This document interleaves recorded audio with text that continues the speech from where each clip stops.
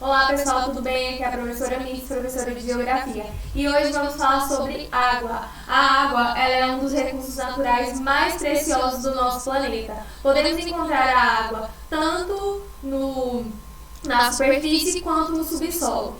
E hoje vamos falar sobre águas continentais. A água também ela pode ser encontrada em 3 estados físicos: o sólido, o líquido e o gasoso, tá? As águas continentais, elas compreendem as águas dos rios, lagos, as águas dos lençóis freáticos, né, que são as águas subterrâneas, e dos aquíferos. Só que a maior parte da água doce, né, que temos no mundo estão localizadas nas calotas polares, ou seja, em forma, né, de gelo, tá?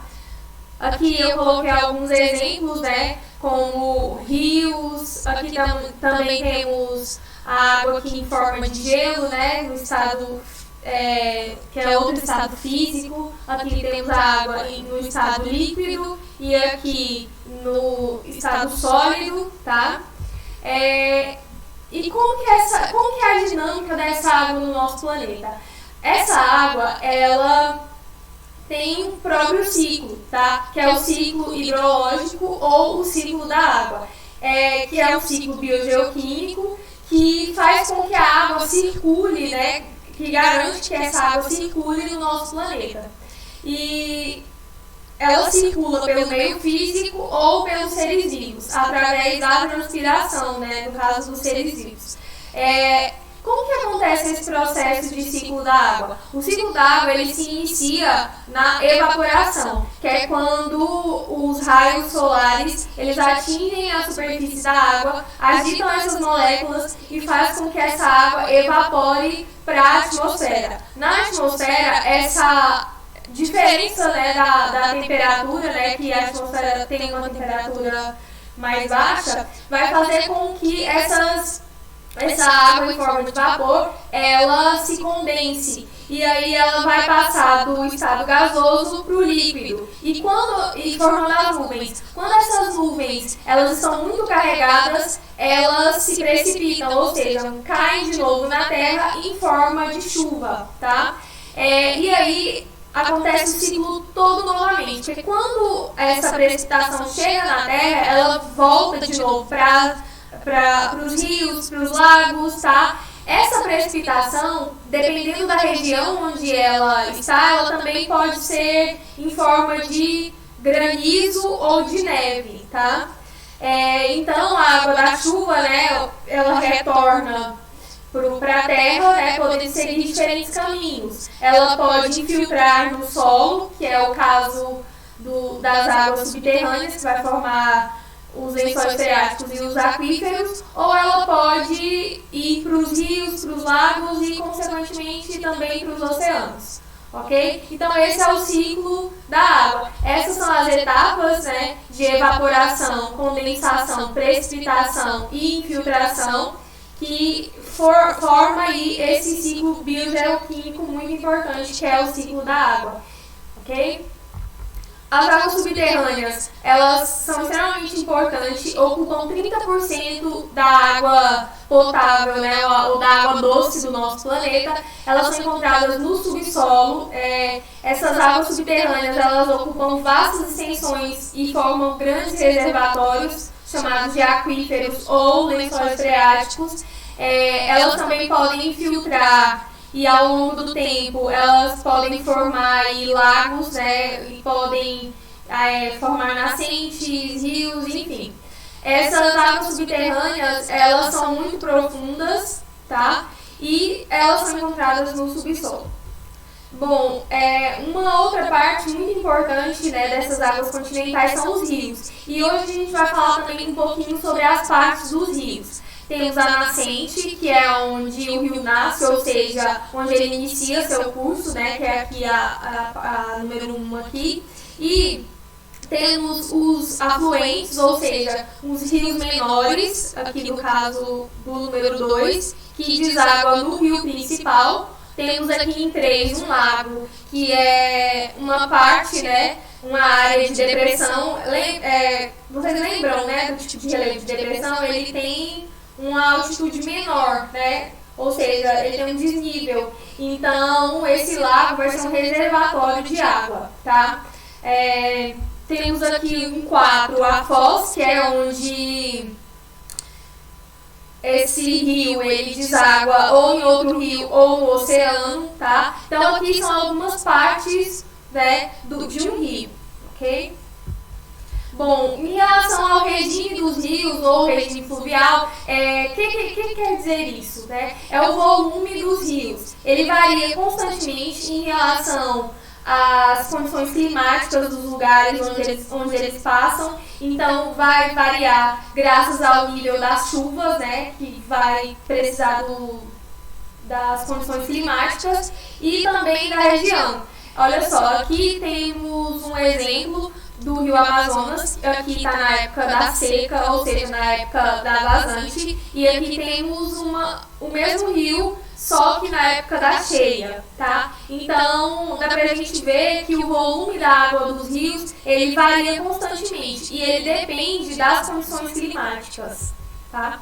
Aqui foi o que eu falei para vocês, que é o período de vazante, que é o período da seca, e dependendo do rio, se ele for um rio temporário, no período de vazante ele pode vir a secar também, tá? E aqui temos um rio em período de cheia, né, que esse rio pode chegar até a transbordar, ok?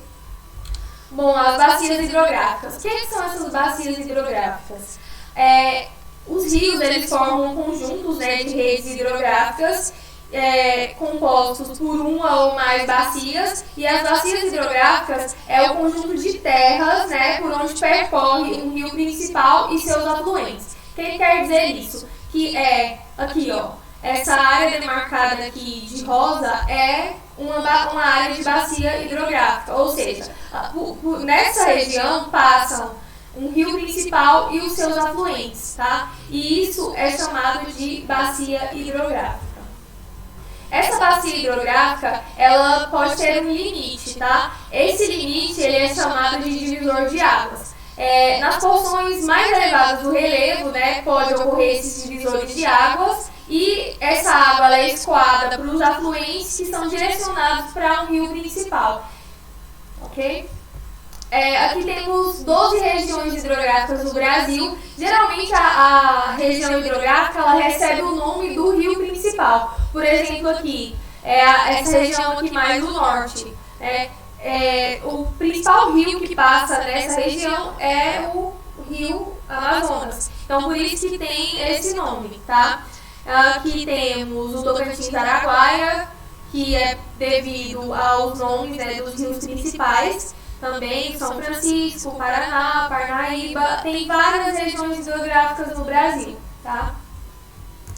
Bom, vamos falar um pouquinho também sobre as águas oceânicas. As águas oceânicas, elas recobrem uma grande parte da superfície terrestre, tá? Cerca de 70% do total do nosso planeta é de água. Então, essa água, né, as águas oceânicas, elas abrigam uma grande diversidade de seres vivos, uma grande diversidade de animais, de algas, tá? É muito importante para o comércio, graças às águas oceânicas que uma grande parte do transporte, do comércio é realizado. As águas oceânicas, elas são muito importantes para a alimentação, tá? Então, assim,